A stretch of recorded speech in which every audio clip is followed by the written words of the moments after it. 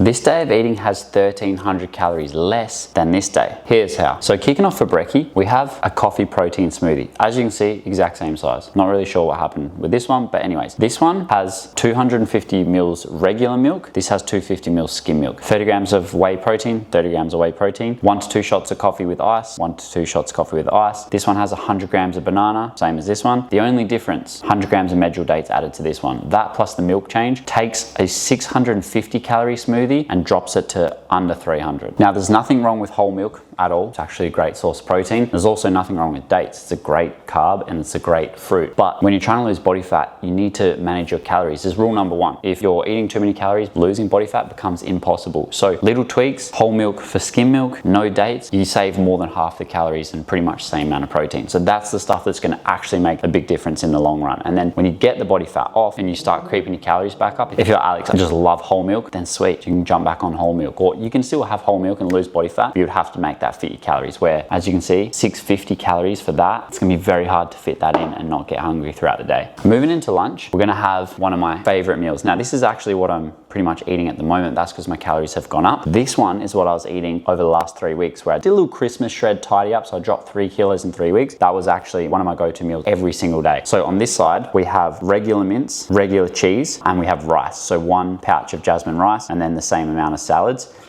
Oh shit.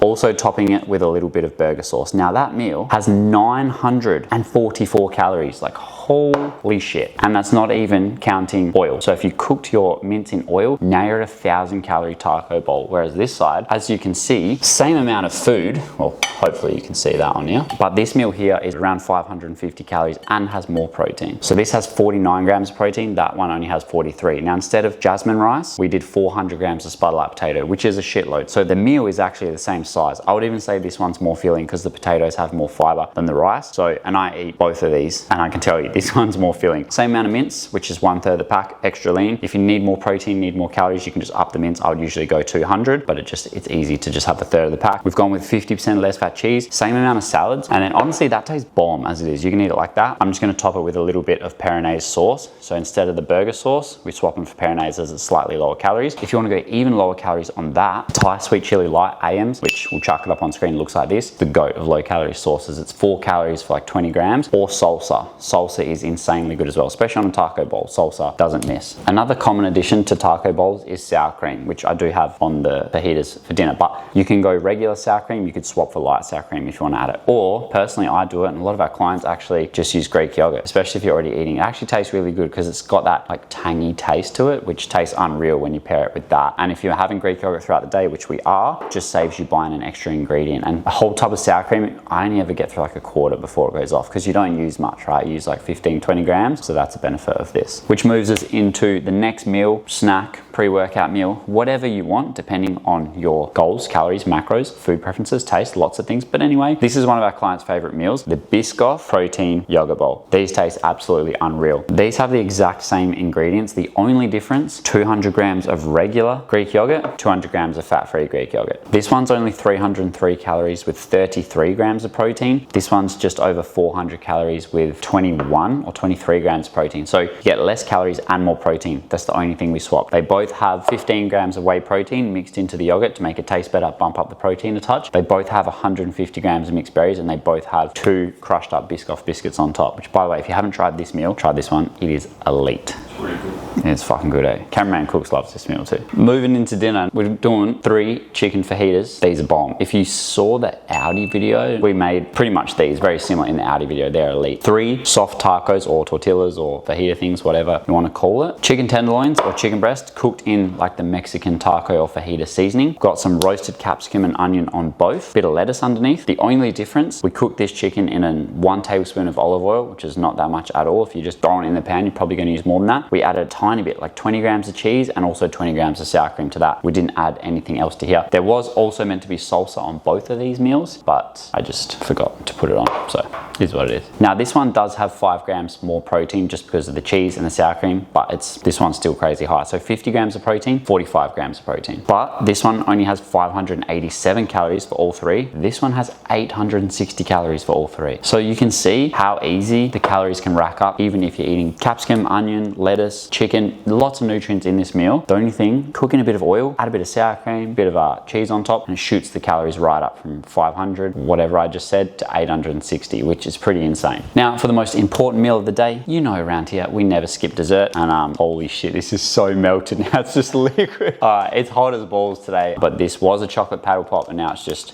oh, that's fucked, eh? If I could just be a smoothie. Anyways, for dessert, we were gonna have chocolate paddle pop, and on this side, we're gonna have a classic Magnum, which of course, the Magnum tastes way better. But when you're dieting, you gotta get your diet taste buds on. You gotta get your calorie deficit taste buds on. That's what I call it, because this, when you're in a calorie deficit, still tastes bomb. You get dessert every single night. After your dinner, you get a little sweet treat, tickles the pickle. You know, you can go to bed a happy man or a happy woman, but it's 82 calories. This is 250 calories. So you could have 2 of these and it's still gonna be less calories than 1 of these, which, to be honest, that's not a bad way to do it either if you've got a massive appetite like a fat boy over here. Now the totals, and I highly recommend giving this day of eating a shot if your calories are around this number, which is 1,803 calories with 163 grams of protein. 162, my bad. Man, that 1 gram protein is gonna make a difference. If your calories are around 1,800, highly recommend giving that a crack. If they're not, you can of course increase or decrease the amounts depending on what you need. If you don't know how many calories you need or what protein you should be shooting for, I'll leave my calorie calculator in the description. Just plug in your weight, height, activity level. It will tell you the number to aim for. Start with that and see how you go. Now, this side has 3,132 calories with 153 grams protein, which is fucking outrageous. So it has 1,308 to be precise, I believe, calories more than this side with less protein. And as you can see, the food size, the volume is the same. That's insane. And remember, I didn't even cook these in oils. Like I could have cooked that in oil and pushed the calories up even more. Like I could have added like more dried fruit to this or something. I could have done other stuff to shoot the calories up on this side even more, which wouldn't be, what's the word? Like far-fetched, because we see this stuff come in all the time. And by the way, Cameraman Cook's got you covered with all the ingredients, so you can give it a crack. They're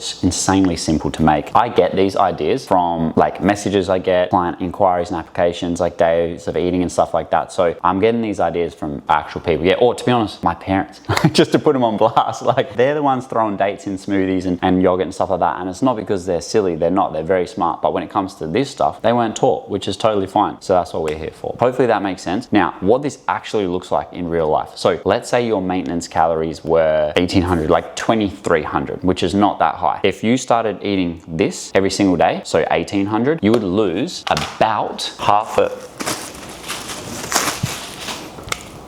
that's a good connection. Half a kilo of pure body fat every single week, which looks like that. Stupid fly. Oh, get out. I'm gonna smack him with the body fat, eh? If you eat 500 calories less than your maintenance, so maintenance calories means the amount of food you need to eat to stay the exact same. So everyone's is gonna be slightly different. Whether you're currently 65 kilos, 95, 130, 120, it doesn't matter. You will have a maintenance calories. Now that means you eat that much, you will stay the exact same. You won't gain weight, you won't lose weight. Now, if you're currently not losing or gaining, that means you're eating across the days and weeks at your maintenance calories thereabouts. If you wanna lose half a kilo body fat, which is this bad boy right here, which is quite a lot, you need to be eating in roughly a 500 calorie deficit per day. So let's say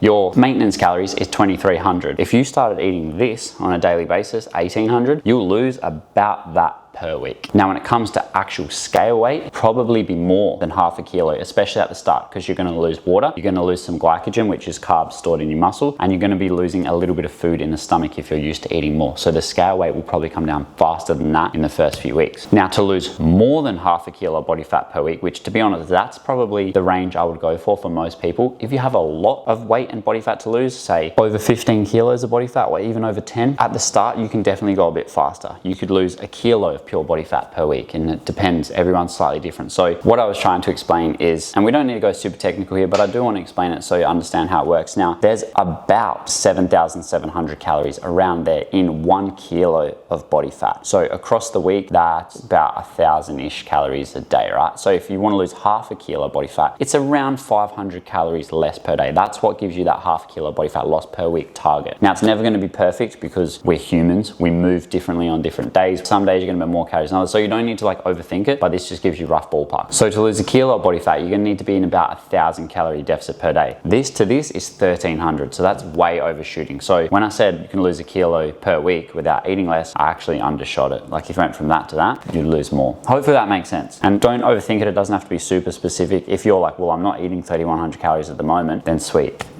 Maybe you won't lose a kilo per week. Also, last little thing, this is actually crazy. So that change, if you were eating this, going from this day of eating to this, you save over 9,000 calories per week. Like that's insane. Hopefully that makes sense. If you enjoyed that video, check out this one next. I think you'll like it. I hope you'll like it. If you don't, that's okay. See you in the next one.